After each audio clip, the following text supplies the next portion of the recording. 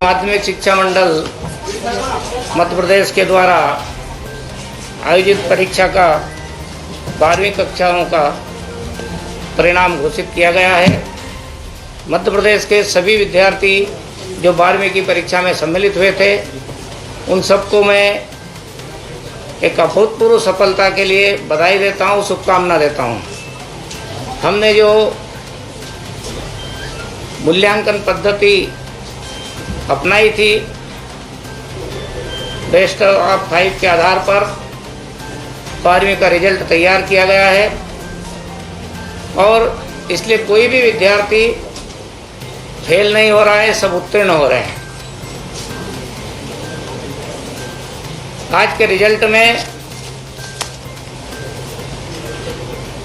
52% विद्यार्थी प्रथम श्रेणी में आए हैं, 40% द्वितीय श्रेणी में आए हैं और 7% तृतीय श्रेणी में आए हैं। इसलिए 7% 52% प्रथम श्रेणी है, 40% द्वितीय है और तृतीय श्रेणी में 7% के ऊपर ये रिजल्ट रहा है। मैं समझता हूँ कि विद्यार्थियों ने बहुत साल भर के जो कोरोना का संकट था, उसमें अपनी पढ़ाई निरंतर रखने की कोशिश की थी। शिक्षा विभाग ने भी उनकी शिक्षा को पूरी कराने की कोशिश की थी। फिर भी परीक्षा का जैसे ही समय आया, फिर से कोरोना की दूसरी लहर हमारे देश में आ चुकी थी। उसके कारण से हमको एक बड़ा निर्णय करना पड़ा। हमने इस मूल्यांकन पद्धति को आधार बना करके और रिजल्ट घोषित किया गया है। मैं सभी विद्यार्थियों को फिर से, उनके अभिभावकों को और विशेष करके उन शिक्षकों को भी जिन्होंने कोरोना के समय रिस्क लेकर के, चाहे वह ऑनलाइन पद्धति से हो या जहाँ पर ऑनलाइन व्यवस्था नहीं थी, वहाँ किसी अन्य स्थान पर छोटे छोटे समूह विद्यार्थियों को पढ़ाने का काम किया था, उन सब का भी योगदान इस रिजल्ट में सम्मिलित हो रहा है। अभिभावक और विद्यार्थियों का अपना योगदान है।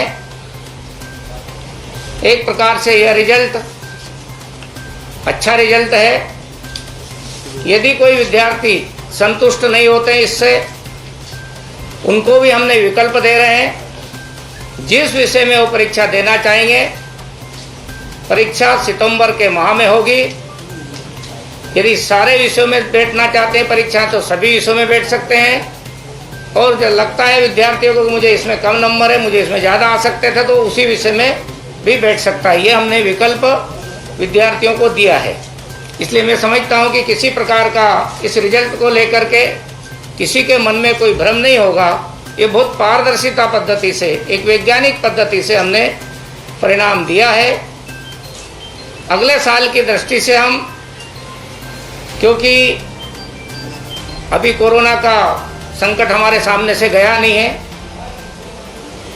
मध्य प्रदेश जरूर हम थोड़ा अच्छी स्थिति में है और इसलिए इस साल जितना भी हम पढ़ाई का, अध्यापन का कार्य कराएंगे, उस सब का हम सतत मूल्यांकन पद्धति से बीच बीच में विद्यार्थियों का मूल्यांकन करते रहेंगे।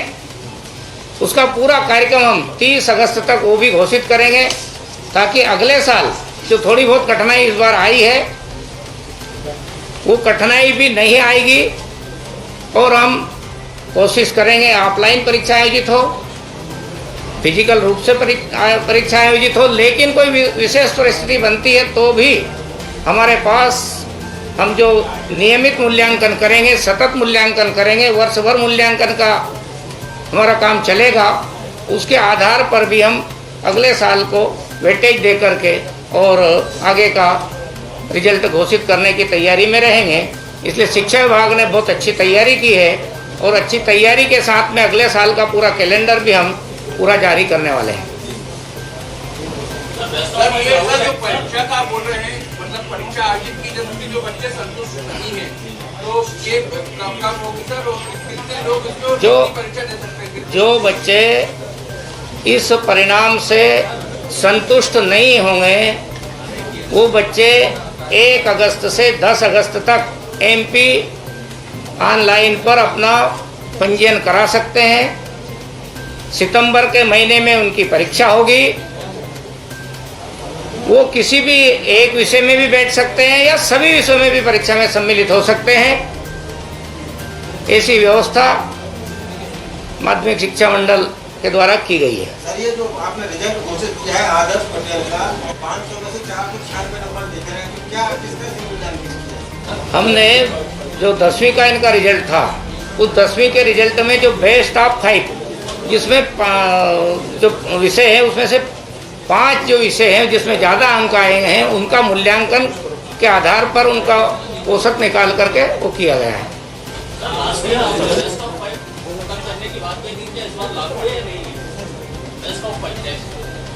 अभी लागू है।